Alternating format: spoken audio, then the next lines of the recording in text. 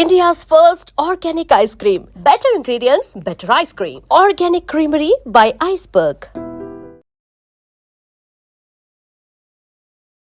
నమస్కారం, welcome to I dream.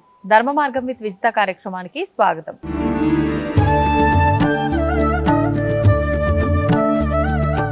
నమస్కారం అండి. జై శ్రీరామ్. జై శ్రీరామ్. రామాయణం గురించి మనం వింటూ ఉంటాం. రామాయణంలో ఇలా చెప్పబడింది, అలా చెప్పబడింది. ఇది ఒక ఇతిహాసంగా మాత్రమే తీసుకోవాలా, లేదు అంటే మానవ జీవితానికి ఒక మార్గదర్శకంగా తీసుకోవాలంటారా? రామస్య అయనం రామాయణం. రామస్య అయనం అంటే దక్షిణాయనం, ఉత్తరాయణం. అవును, అయనం అంటే మార్గం అని అర్థం అన్నట్టు. రాముడి యొక్క మార్గంలో భారతీయ జీవన విధానం అంతా కూడా ఆధారపడి ఉంది. ఒక మార్గదర్శకంగానే మనం తీసుకోవాలి. రాముడు మార్గదర్శకమే కదండి. ఇప్పుడు ఎన్ని దేవతామూర్తులు రండి, అవును, ఇప్పుడు అనేక దేవతామూర్తులు వస్తున్నారు. అవును, చివరికి వచ్చేసరికి శ్రీరామనవమికి వచ్చేసరికి అందరూ కూడా ప్రతి ఇంట కూడా ఎక్కడ పార్టిసిపేట్ చేయని వాళ్ళు కూడా ఖచ్చితంగా కళ్యాణానికి వెళ్తారు, 2 అక్షతలు తెచ్చుకుంటారు, తలంబ్రాలు తెచ్చుకుంటారు. అట్లా రాముడి యొక్క అనుగ్రహం, ఆశీస్సులు ఉండాలని చాలా మహిమాన్వితమైనటువంటి శ్లోకం ఉందండి. రాముడు ఎందుకు ఆదర్శము అనంటే, మానవత అవతారం ఎత్తి నేను మానవుడిని అని ఎక్కడ చెప్పలేదు, కానీ ఆయన యొక్క రూపము రామో విగ్రహవాన్ ధర్మ, మూర్తి భవించినటువంటి ధర్మమూర్తి.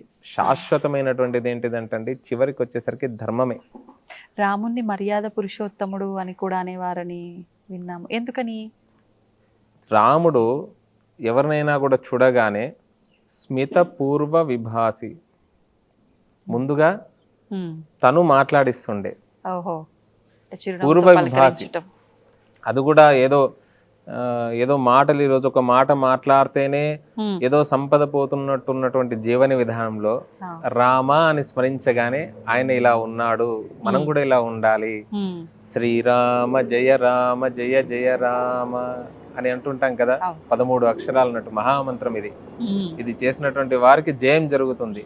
అట్లా మర్యాద పురుషోత్తముడు భార్యతోని ఏ విధానంగా ఉండాలి, భార్య భర్తలు ఏ విధానంగా ఉండాలి, తండ్రితోని ఏ విధానంగా ఉండాలి. ఒకే మాట అన్నాడండి, అరణ్యానికి వెళ్ళుము అంటే ఏమన్నాడు రాముడు? వెళ్ళిపోయాడు. రేపు నీకు పట్టాభిషేకం అంటే పొంగిపోయిందా? పొంగిపోలేదు కదా. లేదు, నువ్వు అరణ్యానికి వెళ్ళాలి అని అన్నారు. అనగానే ఎక్కడ కుంగిపోలేదు. స్థిత ప్రజ్ఞత అని అంటారు అన్నట్టు. అంటే మనకు ఉద్యోగంలో కానివ్వండి, వ్యాపారంలో కానివ్వండి, వ్యవహారంలో కానివ్వండి, జీవితంలో ఎటువంటి కష్టం వచ్చినా, ఏది వచ్చినా కూడా ఈరోజు ఒక ప్రమోషన్ రాగానే పొంగిపోనవసరం లేదు, లేదు నీకు నువ్వు సర్దుకో అనగానే కుంగిపోనవసరం లేదు. తప్పకుండా ఒక స్థిత ప్రజ్ఞత అనేటువంటిది రాముణ్ణి చూసి మనం నేర్చుకోవాలి. ధర్మమే విజయం మనకు. ధర్మో రక్షతి రక్షిత. ధర్మమూర్తి రామచంద్ర స్వామి వారు. అలా ధర్మో రక్షతి రక్షిత ఎక్కడ ఉంటుందండి? తిరుమల వెళ్ళగానే రాజగోపురం దగ్గర మనం చూస్తాం మనం. కాబట్టి రాముణ్ణి మనం ఆరాధిస్తే, రాముణ్ణి స్మరిస్తే, రామాయణంలో రోజు కనీసం 1 పేజీ అన్నా కూడా చదివితే మనకు ఖచ్చితంగా విజయం జరుగుతుందండి. సర్వ సంపదలు ఇస్తాడు, ఆపదలు తొలగిపోతాయి. నిజంగా ఆపదలు బాగా ఉన్నటువంటి వారు అందరూ అంటారు ఆయన్నే కష్టపడ్డారు అంటారు, కానీ నిజంగా రాముణ్ణి ఆరాధించి చూడండి. ఇప్పుడు ప్రస్తుతం హనుమంతుడే కదా మార్గదర్శకం. ఆయనను పట్టుకుంటున్నారు కదా, సింధూరం పెట్టుకోవడం కానివ్వండి, హనుమంతుడి ప్రదక్షిణ చేయడం కానివ్వండి. ఆయనకు ఎవరంటే ఇష్టం అండి? రాముడే కదా. ఎత్ర ఎత్ర రఘునాథ కీర్తనం తత్ర తత్ర కృతమస్తకాంజలిం బాష్పవారి పరిపూర్ణలోచనం. ఆనంద బాష్పాలు వస్తాయంట రాముణ్ణి కీర్తిస్తే. ఆయనకు ఎక్కడెక్కడ రామనామం అవుతే ఆయన వచ్చి అక్కడ కూర్చుంటాడంట. పరిపూర్ణలోచనం మారుతిం నమత రాక్షసాంతకం అని చెప్పారన్నట్టు. అంత గొప్పనైనటువంటి జీవన విధానాన్ని, ఒక కుటుంబ వ్యవస్థ ఏ విధానంగా ఉండాలి, భృత్యులు అంటే సేవకులు కూడా ఎలా ఉండాలి, మొత్తం జీవన విధానము, జీవన గమనము, జీవిత లక్ష్యాన్ని తెలిపేటువంటిది రామాయణం అండి. కాబట్టి రాముడి లేని గ్రామము లేదు. గకారం తీస్తే రామం కదా. ఇప్పుడు గ్రామాలన్నీ వెళ్ళి కూడా అన్ని పట్టణాలు అయ్యాయి. కాబట్టి ప్రతి గ్రామాన రామనామం. ఇన్ని దేవాలయాలు లేవండి పూర్వము. ఒకే ఒక హనుమంతుడు ఉంటుండే. నిజమే, ఒకే ఒక హనుమంతుడు. అది కూడా ఏదో మంచి చెక్కినటువంటి ఒక పంచలోహము ఇలాంటిది కాదు, ఆ రాయి మీదనే చెక్కేసి శివాజీ మహారాజ్ సమర్థ రామదాసు గురువు ఆయన శివాజీ మహారాజుకు ఆయనే ఈ శ్రీరామ జయరామ జయ జయరామ అనేటువంటి నామాన్ని ఉపదేశించి నువ్వు ఈ నామాన్ని ఇస్తున్నాను మొత్తం ప్రపంచాన్ని భారతదేశాన్ని ఇలా అని చెప్పారు. అంతా కూడా భారతదేశం అంతా కూడా సాధించి ఆయన భిక్ష తెచ్చి స్వామి నేను సాధించానని తెస్తే నేనేం చేస్తాను ఈ రామనామాన్ని ప్రచారం చెయ్యి అని చెప్పానండి. అంత గొప్పనైనటువంటిది. రాజ్యం కావాలన్నా కూడా రాముణ్ణి ఆరాధించాలి, సంపద కావాలన్నా రాముణ్ణి ఆరాధించాలి, ఒక కుటుంబంలో భార్య భర్తలకు ఇద్దరికి కూడా సఖ్యత కావాలన్నా కూడా రాముణ్ణి ఆరాధించాలి, సంతానము కావాలన్నా వివాహము కావాలంటే రామ కళ్యాణంలో పాల్గొనాలి, రాముణ్ణి ఆరాధించాలి. అన్నిటికీ కలియుగంలోనండి ఒకే ఒక దైవం రామచంద్ర స్వామి వారు, ఆ రామదూత హనుమంతుడు. రామాయణం. Okay okay.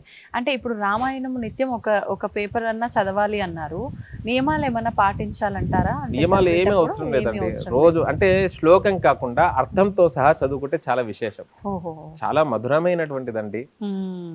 కూజంతం రామరామేతి మధురం మధురాక్షరం.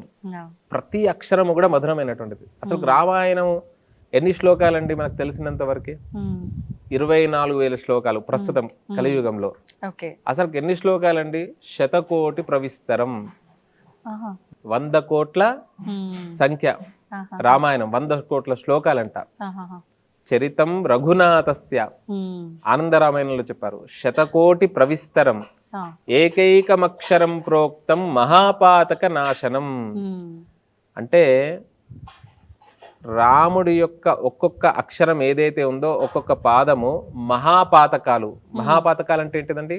పాపాలు తొలగిపోతాయంట ఒక్కొక్క అక్షరం. ఈ 100 కోట్లు ఏమైంది అనొచ్చు.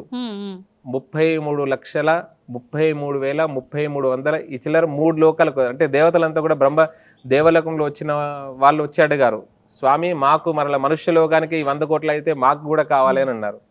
వాళ్ళకు కొంత ఇచ్చాడు, వాళ్ళకి సగం అంటే 3 లోకాలకు పంచండి. చివరిగా 2 అక్షరాలు మిగిలినాయండి. రామ అనేటువంటి అక్షరం మిగిలింది. అది శ్రీరామ రామ రామేతి రమే రామే మనోరమే సహస్రనామ తత్తుల్యం రామనామవరాననే సాక్షాత్తు పరమేశ్వరుడు పార్వతీదేవికి ఉపదేశించిండు. అంత్యకాలంలో పరమేశ్వరుడు కాశీలో కర్ణమూలంలో ఉపదేశిస్తాడంటండి. ఇదే రామతారక మంత్రం. అంత గొప్ప నామం. కాశీకి వెళ్ళి చూస్తే సప్తఋషి హారతి సమయంలో శ్రీరామ అని రాసి ఆ పత్రాన్ని అక్కడ అర్చిస్తారు. శివుడు ఎప్పుడు రామనామాన్ని చేస్తుంటాడు. ఎక్కడ రామనామం ఉంటుందో శివుడికి అంత ఆనందం అవుతుందంట. పరమేశ్వరుడే కదా ఉపదేశించింది. కేనోపాయేన లఘున, ఏం ఉపాయం? ఈ 1000 నామాలు చేయలేరు మానవులు, విష్ణు సహస్రనామాలు, ఏదైనా ఉపాయం చెప్పండి స్వామి అంటే అప్పుడు పరమేశ్వరుడు చెప్తున్నాడు, శ్రీరామ రామ రామేతి రమే రామే రమే విను మనోరమే సహస్రనామ తత్తుల్యం. అంటే మనము బరువు జోకుతూ ఉంటాం కదా, అట్లా త్రాసు అంటారు కదా, ఇటువైపు 1000 నామాలు ఉంచండి, ఇటువైపు రామనామాన్ని ఉంచండి. అట్లా రామనామానికి అంత విలువనంట.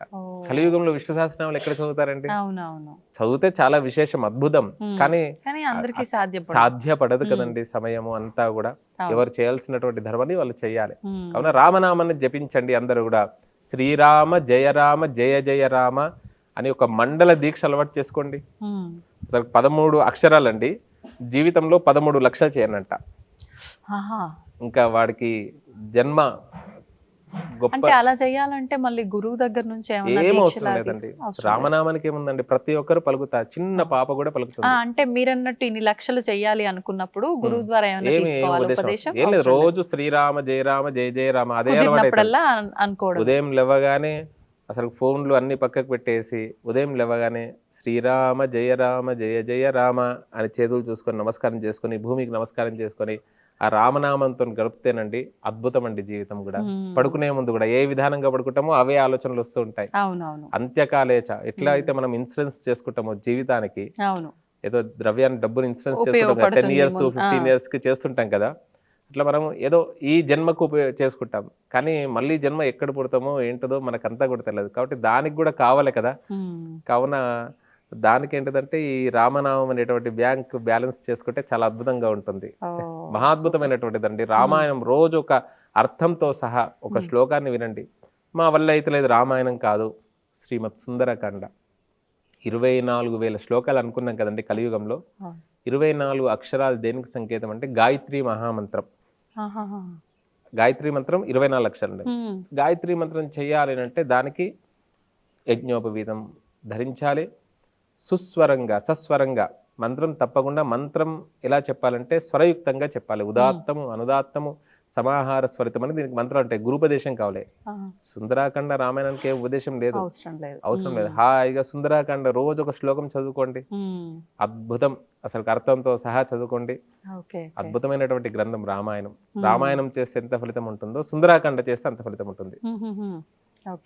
సుందరాకాండ చేయలేనటువంటి వారు కూడా వాల్మీకే ఈ కలియుగంలో అంటే 15వ శతాబ్దం వారు తులసీదాస్ ప్రాతస్మరణీయులు రామచరిత్ మానస్ రాశారు, హనుమాన్ చాలీసా చేసుకోండి.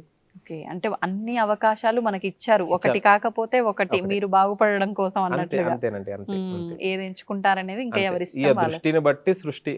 అందరూ కూడా రంధ్రాన్వేషణ చేస్తుంటారు. రాముడు ఇలా అనంట, సీత ఎలా అనంట అంటే ఇంకా అన్వేషణ చేసే వరకు అన్వేషణలే కనబడుతూ ఉంటాయి. మంచి దృష్టిని బట్టి యద్భావం తద్భవతి. దృష్టిని బట్టి సృష్టి. వానికి మంచి జన్మ కావాలి, మంచి జీవనం కావాలి అనుకుంటే సనాతన ధర్మంలో మళ్ళీ ఈ భూమి మీద భారతస్య ప్రతిష్ఠే ద్వే సంస్కృతం సంస్కృతి స్థత, ఈ భూమి మీద మరల పుట్టి మరల ఆ రాముడి యొక్క పల్లకి మొయ్యాలంటే, హనుమంతుని స్మరించాలంటే ఇలాంటి ధర్మ మార్గం ద్వారా, ఐ డ్రీమ్స్ ద్వారా మరల ఇలాంటి ధర్మ కార్యాలు చేయాలి అంటే యోగం ఉండాలి అంతే. చాలా సంతోషం అండి, చాలా చక్కటి వివరణ. అందరికీ ఉపయోగపడే విషయాలు ప్రస్తుత కాలంలో, ప్రస్తుతం ఉన్న సమాజంలో. ఒక్క శ్లోకం చదువుకోండి. ఆపదామపహర్తారం దాతారం సర్వసంపదాం లోకాభిరామం శ్రీరామం భూయో భూయో నమామ్యహం. నిజంగా రాముడు సర్వ సంపదలు ఇస్తాడండి. ఎలా అంటే మనస్సు పెట్టి చేయాలి అంతే. ఇది చాలా 32 లెటర్స్, 32 అక్షరాలు, 32 శ్లోకాల నుండి 32 శ్లోకాలు కూడా చేయలేరు కలియుగంలో.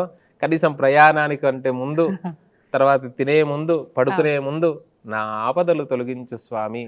ఈ 32 శ్లోకాలు 32 కోట్ల బీజాక్షరాలు మహామంత్రాలతో కూడుకున్నటువంటి శ్లోకాలు అండి 32 శ్లోకాలు. ఆ 32 శ్లోకాలు కూడా పఠించలేరని ఈ చిన్న శ్లోకాన్ని ఇచ్చండి. ఈ శ్లోకాన్ని ఇచ్చండి, అద్భుతాలు జరుగుతాయి.